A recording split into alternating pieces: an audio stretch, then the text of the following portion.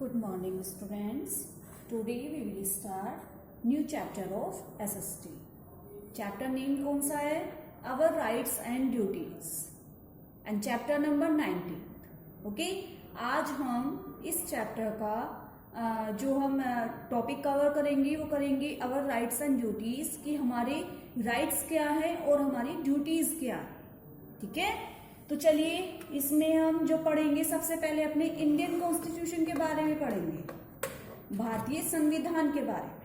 Okay, तो Indian constitution क्या है भाई जो हमारी देश की सरकार है, जो गवर्नमेंट है हमारी कंट्री की, वो हमारे देश को कब चलाती है? जब हमारी देश की जब हमारी सरकार के पास क्या हो, कुछ सर्टेन रूल्स हो. कब हो? जब उनके पास कोई सर्टेन रूल्स हो, कुछ नियम हो, कानून हो, तभी तो वो हमारे देश को अच्छे से चला पाएगी प्रॉपर वे में. ठीक है, तो ये जो कंट्री है इसमें जितनी भी मेडिकल फैसिलिटीज हैं, जितने भी हॉस्पिटल्स हैं, जितनी भी वाटर फैसिलिटीज है, जितनी भी लाइटिंग की है, जितनी भी एजुकेशन की है, ठीक है, और भी अदर फील्ड में जितनी भी फैसिलिटीज होती है जो देश हमें प्रोवाइड, जो हमारी सरकार हमें प्रोवाइड कराती है, वो कहाँ से कराती है? जब उनके पास कोई रूल्स हो. ठीक है, जब उनके पास कोई जिसे कहते हैं एक कुछ राइट हो, तो ये सब रूल्स राइट्स कहाँ दिए हुए होते हैं? हमारे कॉन्स्टिट्यूशन में. ठीक है, हमारे इंडियन कॉन्स्टिट्यूशन में. ठीक है, तो हमारी जो गवर्नमेंट है वो इंडियन कॉन्स्टिट्यूशन का पालन करती है, उनको फॉलो करती है, तब हम अपने देश को अच्छे से चलाती है. ठीक है, तो इंडियन कॉन्स्टिट्यूशन क्या है बेटा? ये एक सुप्रीम लॉ ऑफ इंडिया है. Indian constitution is the supreme law of India. जो हमारा भारतीय संविधान है वो हमारे भारत का सुप्रीम लॉ है. और इसमें क्या क्या है? इसमें फंडामेंटल पॉलिटिकल प्रिंसिपल्स हैं, एस्टेब्लिशेस द स्ट्रक्चर्स, किस तरीके से बनाया जाता है, प्रोसीजर है, पावर्स हैं, ड्यूटीज हैं गवर्नमेंट इंस्टीट्यूशंस की. ठीक है, फंडामेंटल राइट्स हैं, डायरेक्टिव प्रिंसिपल्स हैं और ड्यूटीज ऑफ सिटीजन. जो भारत का नागरिक होता है उसकी क्या ड्यूटीज हैं, ये सारी चीजों का ये एक स्ट्रक्चर होता है, ये एक फ्रेमवर्क है. ठीक है, हमारा Indian constitution.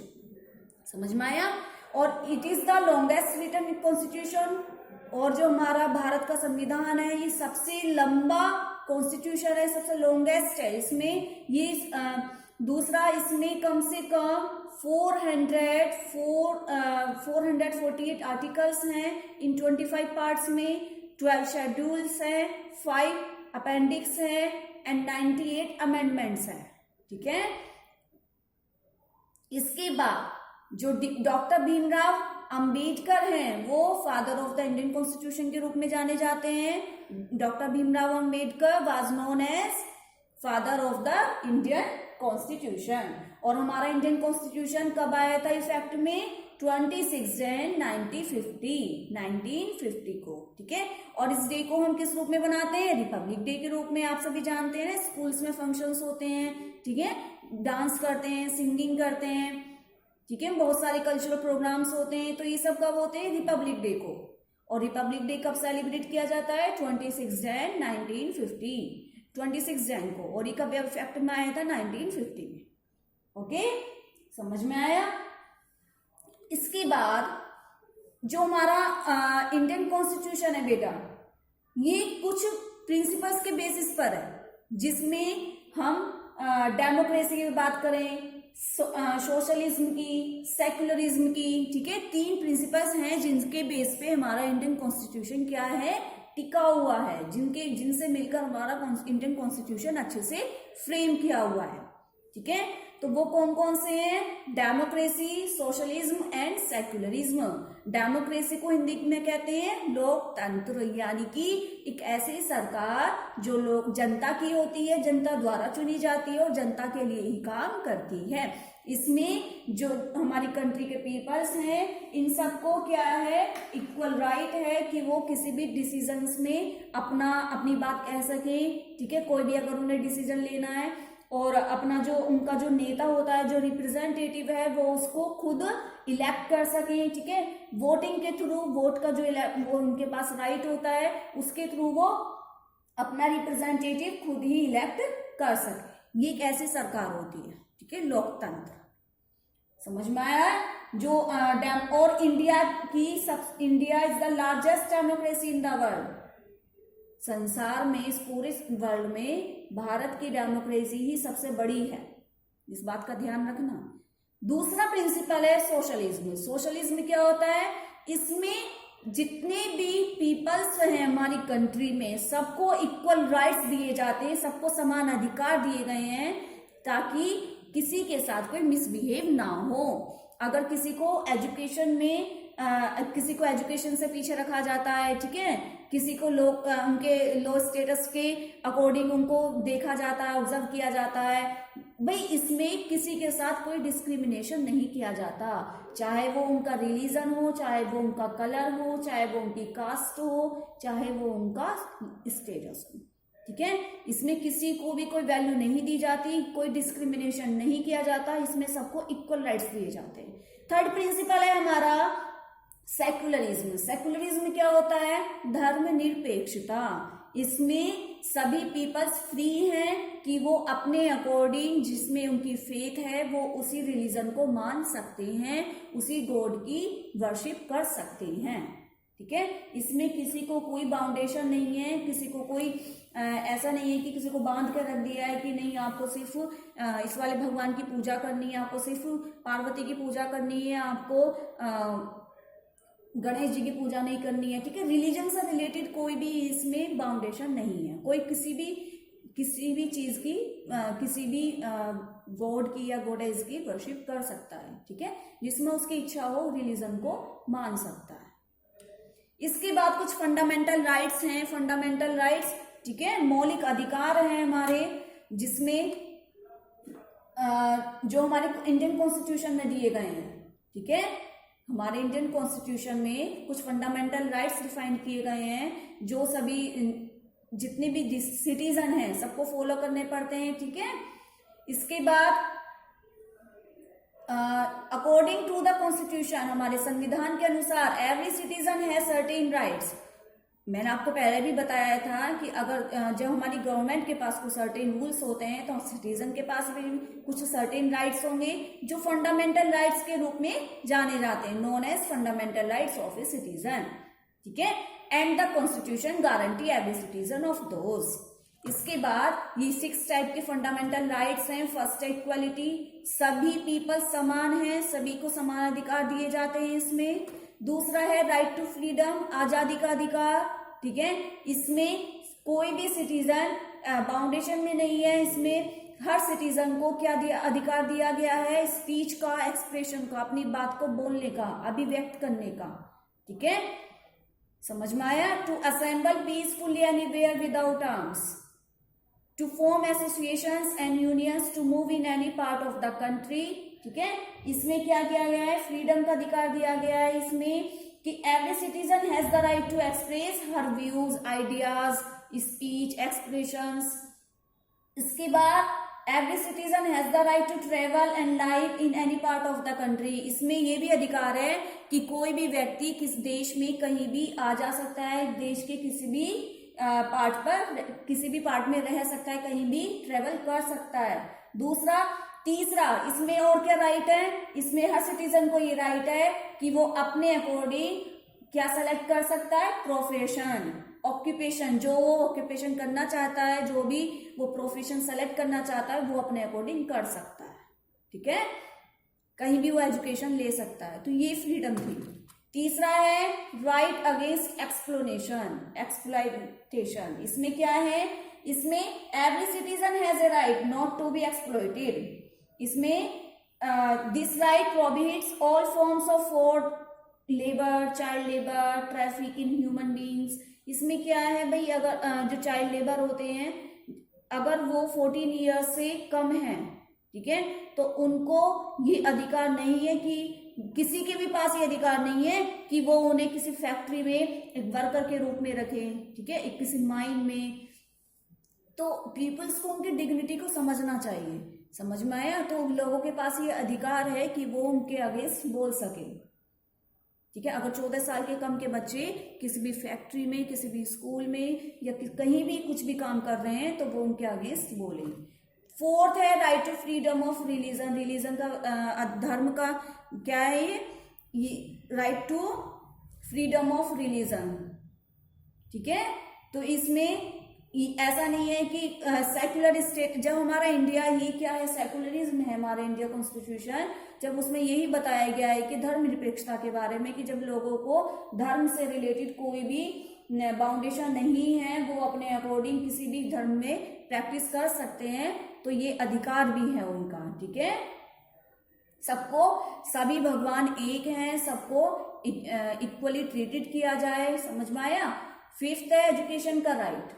There is a lot of diversity in India, so people have right to preserve and promote their own language and culture. इसमें क्या है, एजुकेशन का राइट है, इसमें किसी भी सिटीजन को यह राइट नहीं है कि वो किसी एजुकेशन इंस्टीट्यूट में किसी बच्चे के एडमिशन को डिनाई करे, ठीक है, समझ में आया। वो भी कब, उनके रिलीजन को देख के, उनकी कास्ट को देख के, उनके लैंग्वेज को देखकर, समझ में आया।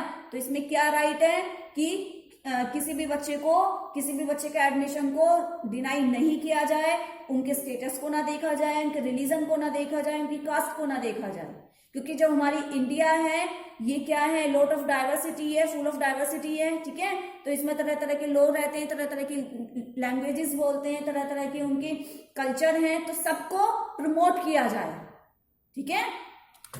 इसके बाद राइट टू कॉन्स्टिट्यूशनल रेमेडीज, इसमें क्या है, संवैधानिक उपचार का अधिकार है। A citizen can move the court of his fundamental right is deprived in any way.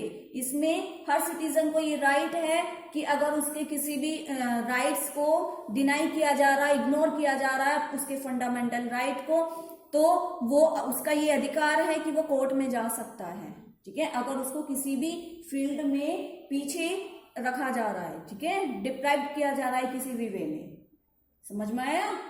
उनके पास राइट टू जस्टिस है, वो कि कोर्ट भी जा सकते हैं, कोर्ट का सहारा ले सकते हैं। अगर हम बात करें, कुछ राइट टू प्रॉपर्टी का भी अधिकार है, ठीक है, ये फंडामेंटल राइट है उनका, but is now a legal right, ठीक है, वैधानिक कानून है ये। इसके बाद इंडियन फंडामेंटल ड्यूटीज की बात करें, कुछ ड्यूटीज हैं हमारी कुछ फंडामेंटल ड्यूटीज भी हैं, मौलिक कर्तव्य भी हैं कि हम अपने नेशनल एंथम की रेस्पेक्ट करें, नेशनल फ्लैग की रेस्पेक्ट करें, ठीक है। इसके बाद जो भी जितने भी हमारे फ्रीडम फाइटर्स हैं सबके, हम उन सबसे इंस्पायर्ड हों, ठीक है, सबकी हम क्या करें, प्रेजेस करें, सबकी प्रशंसा करें, सबके उनके फॉलो करें, उनके नोबल आइडियाज को, ठीक है। इसके बाद जो भी हमारे देश की एकता है हम उसको बनाए रखें, ठीक है, इंटीग्रिटी ऑफ इंडिया को बनाए रखें यहाँ। इसके बाद क्या है, जो भी हमारा नेचुरल एनवायरनमेंट है हम उसको प्रिजर्व करके रखें, कंजर्व करके रखें, समझ में आया। नेचुरल एनवायरनमेंट को, चाहे इसमें फॉरेस्ट हो, लेक्स हो, रिवर्स हो, वाइल्ड लाइफ हो, ठीक है, हमारे इंडिया में जितने भी पूरे देश का जितना भी नेचुरल एनवायरनमेंट चाहे कुछ भी हो, फॉरेस्ट हो, लेक्स हो, सबको हो क्या करें, प्रोटेक्ट करके रखें, ठीक है, उनकी सुरक्षा करें, समझ में आया। इसके बाद और क्या राइट्स हैं इसमें, हमें we must not spoil the public property, हमें पब्लिक प्रॉपर्टी को खराब नहीं करना चाहिए, ठीक है। इसके बाद हमें हेल्प करनी चाहिए गवर्नमेंट की, अगर उनको किसी की जरूरत है या वो डेंजर में है, अगर हमारी गवर्नमेंट ही खतरे में होगी तो हमारा पूरा देश खतरे में हो जाएगा, तो इसलिए वी शुड हेल्प हिम, ठीक है। नेचुरल एनवायरनमेंट की हमें टेक केयर करनी चाहिए, प्रोटेक्ट करनी चाहिए, समझ में आया। हमें वुमेन्स की रेस्पेक्ट करनी चाहिए, ये कुछ हमारे मौलिक ड्यूटीज हैं, फंडामेंटल ड्यूटीज हैं। इसके बाद कुछ डायरेक्टिव प्रिंसिपल्स भी हैं हमारे स्टेट पॉलिसी के, जो हमारे राज्य के कुछ नीति निर्देशक सिद्धांत होते हैं, क्या होते हैं, डायरेक्टिव प्रिंसिपल्स होते हैं जो हमें फॉलो करने चाहिए। हमारे संविधान में भी ये दिए गए हैं, हमारे संविधान में कुछ गाइडलाइंस दी गई हैं जिन्हें हम डायरेक्टिव प्रिंसिपल्स भी कहते हैं, समझ में आ गया। और ये जो डायरेक्टिव प्रिंसिपल्स हैं ये संविधान में इसलिए दिए गए हैं, ये गाइडलाइंस इसलिए दी गई हैं ताकि हम इन सबको फॉलो करें, ठीक है। हमारे देश का संविधान भी यही चाहता है कि every citizen should follow this, okay, क्योंकि ये जो है कुछ गाइडलाइंस ऐसी हैं जो किसी भी सिटीजन की जो लाइफ है उसको क्या बनाती है, बहुत अच्छी कंडीशन में लाती है, और उनकी जो माइंड की जितनी भी ये माइंड में होता है कि मिसबिहेव करना, स्टीरियोटाइपिंग करना, किसी के साथ डिस्क्रिमिनेशन करना, इन सबको ये डिस्ट्रॉयड करता है। ठीक है, तो क्या करना चाहिए, no one should become rich at the cost of the other. ठीक है, हमें अपने होता है ना कि हम अपनी वैल्यू किसी सामने वाले से ऑब्जर्व करते हैं कि ये इतना रिच है, ये इतना पुअर है, हमें ऐसा कुछ नहीं करना चाहिए। The government should provide free and compulsory education for children. सरकार को फ्री एजुकेशन भी प्रोवाइड करानी चाहिए, फ्री एंड कंपल्सरी, फ्री भी है और कंपल्सरी भी है। ठीक है, up to 14 years of age, 14 साल तक के बच्चों को। इसके बाद the government should improve the condition of SC, ST and weaker section of the society. सरकार को कुछ ऐसे काम करने चाहिए, कुछ ऐसे स्टेप्स उठाने चाहिए जिससे जो भी शेड्यूल कास्ट के लोग हैं, शेड्यूल ट्राइब्स के, जो वीकर सेक्शन के हैं, जो पिछड़े वर्ग में आते हैं समाज के, ठीक है, उनकी कंडीशन में क्या हो, इम्प्रूवमेंट हो। समझ में आया? तो कुछ डायरेक्टिव प्रिंसिपल्स क्या है, फॉलो करने चाहिए, ताकि जब सरकारी ने फॉलो करेगी तो लोगों की जो नीड है, बेसिक नीड है, जैसे फूड की, शेल्टर की, ठीक है, मेडिकल केयर की, उन सब में सुधार आए। ठीक है, इसके बाद ये डायरेक्टिव प्रिंसिपल्स अगर कोई भी सरकार फॉलो करती है और फिर जनता को फॉलो कराती है तो फिर उनके अभी बताया था बेसिक नीड में भी इंप्रूवमेंट आता है, क्योंकि इंसान की पहली जरूरत क्या होती है, रोटी कपड़ा मकान होती है ना। तो जब सरकारी ने फॉलो करेगी तो लोगों की कंडीशन में भी सुधार आएगा, उनकी जो लिविंग कंडीशन है। ठीक है, तो इसीलिए जो हमारा ये संविधान है बहुत ही केयरफुली क्या किया गया है, प्रिपेयर्ड किया गया है, इसलिए we should follow this, must है। ठीक है, इसलिए हमें अपनी लाइफ में इस कॉन्स्टिट्यूशन, इंडिया के कॉन्स्टिट्यूशन को रेस्पेक्ट देनी चाहिए, हमें इसे फॉलो करना चाहिए। ठीक है, विद हाई स्पिरिट। समझ में आया? अब आपका ये चैप्टर फिनिश होता है, आप इस चैप्टर को देखेंगे, समझेंगे, वीडियो अच्छे से समझेंगे। ठीक है, so be safe, be healthy, thank you.